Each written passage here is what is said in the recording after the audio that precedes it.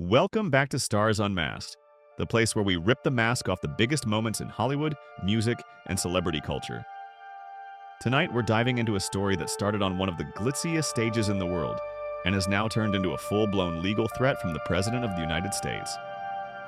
This is the Trevor Noah versus Donald Trump showdown, and it all began with a single 30-second joke at the 2026 Grammy Awards. Let's set the scene. Sunday night, February 1st, 2026, Crypto.com Arena in Los Angeles, the 68th Grammy Awards. Trevor Noah is hosting for the 5th, and as he made very clear, the final time. The room is filled with music's biggest stars: Billie Eilish, Bad Bunny, Lady Gaga, Justin Bieber, Jelly Roll, Olivia Dean, and hundreds more. The energy is high, the fashion is insane, all of the performances are electric.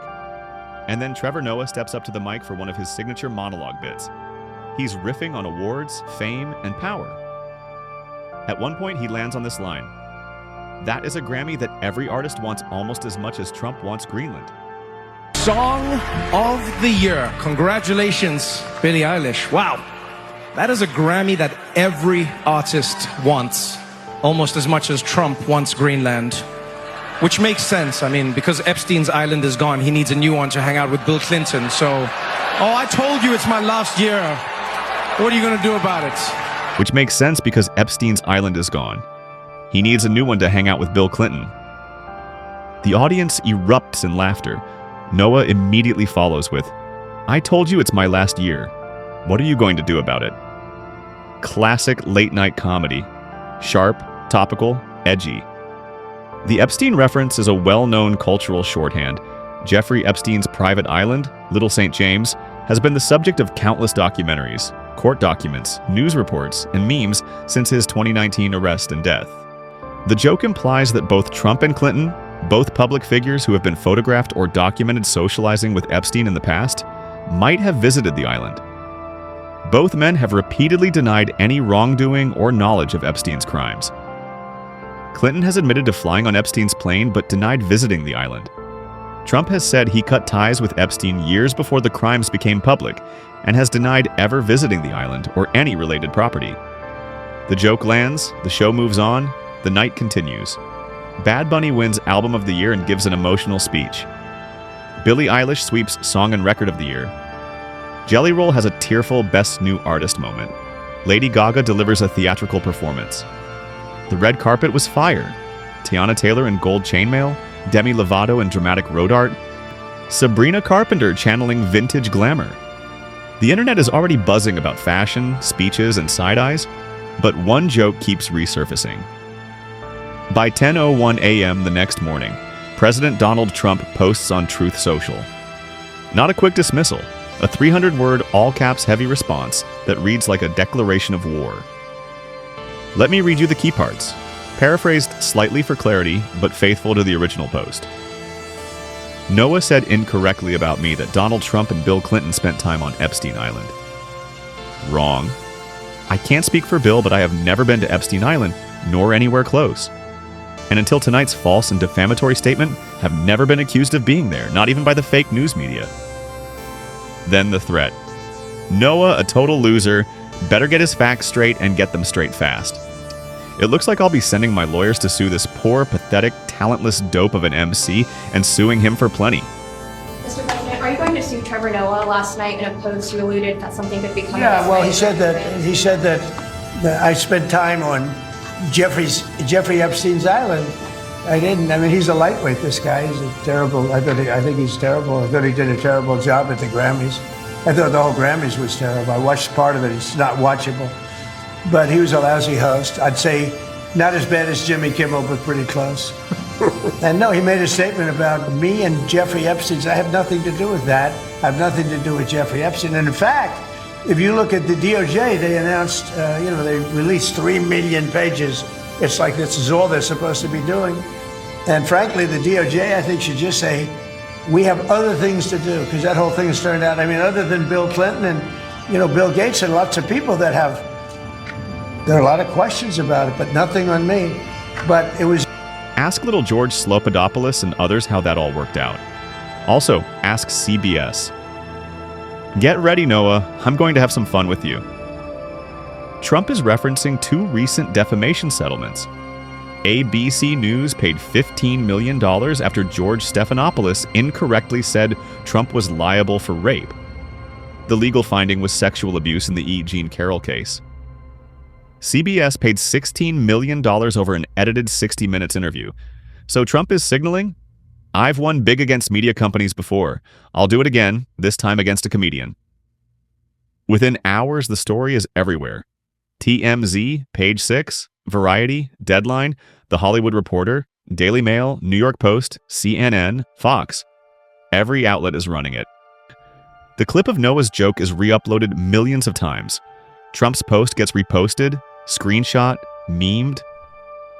The phrase, "Is Trevor Noah getting sued?" becomes a top search term. But here's what nobody's telling you. This isn't about whether Trevor Noah's joke was fair or mean. This is about the weaponization of defamation law to silence speech, and the very real legal minefield Trump just stepped into. From a pure entertainment law perspective, let's break down why this lawsuit threat is far more dangerous for Trump than it is for Noah. First, what Noah said was not a factual news report. It was a joke, a 30-second satirical bit in a comedy monologue at an awards show watched by millions who understood it as humor. Satire and parody about public figures enjoy extremely strong First Amendment protection in the United States. The landmark Supreme Court case is Hustler Magazine versus Falwell, 1988. Hustler published a parody ad claiming Jerry Falwell had an incestuous encounter with his mother in an outhouse. Falwell sued for defamation and intentional infliction of emotional distress. The Supreme Court ruled unanimously that even the most offensive parody of a public figure is protected speech, as long as no reasonable person would believe the statement is asserting actual facts. Chief Justice Rehnquist wrote, "The sort of robust political debate encouraged by the First Amendment is bound to produce speech that is critical of those who hold public office. Such criticism, inevitably, will not always be reasoned or moderate. The value of free speech is that it allows the marketplace of ideas to function. In other words, if the audience knows it's a joke, it's protected. And at the Grammys, everyone knew Trevor Noah was joking." Second, Trump is a public official, the sitting president of the United States. That triggers the highest legal standard in defamation law. New York Times versus Sullivan, 1964. Trump must prove actual malice, that Noah either knew the statement was false or acted with reckless disregard for whether it was true or false. You cannot prove actual malice for a statement that is obviously satire. Noah didn't make a news report. He didn't say Trump visited Epstein Island. He made a hyperbolic, comedic comparison. Courts have repeatedly dismissed defamation claims over late-night jokes for exactly this reason. Third, and this is the part Trump's lawyers should have flagged before he hit post. If Trump actually files this lawsuit, he opens the door to discovery. And discovery is the most powerful weapon in civil litigation.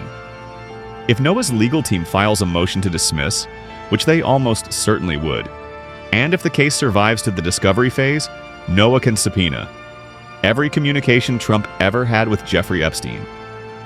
Every flight log, every email, every text, every phone record. Depositions under oath from Trump about his relationship with Epstein, testimony from Mar-a-Lago staff, Palm Beach employees, anyone who saw Trump and Epstein together. All documents already released by the DOJ in the Epstein files, which include Trump's name thousands of times in emails, photos, flight logs, etc. Even if Trump ultimately wins the case, and most experts believe he would lose, the discovery process itself would be devastating politically. Every document, every deposition transcript, every question about Epstein would become public record. The media would cover it 24/7. It would dominate headlines for months. That's why most legal analysts believe this threat is a bluff, a way to intimidate comedians and late-night hosts into self-censorship. Trump has threatened to sue dozens of times before. Jimmy Kimmel, Stephen Colbert, Jimmy Fallon, CBS, ABC, CNN, The New York Times, etc. Most of those threats never turned into actual lawsuits.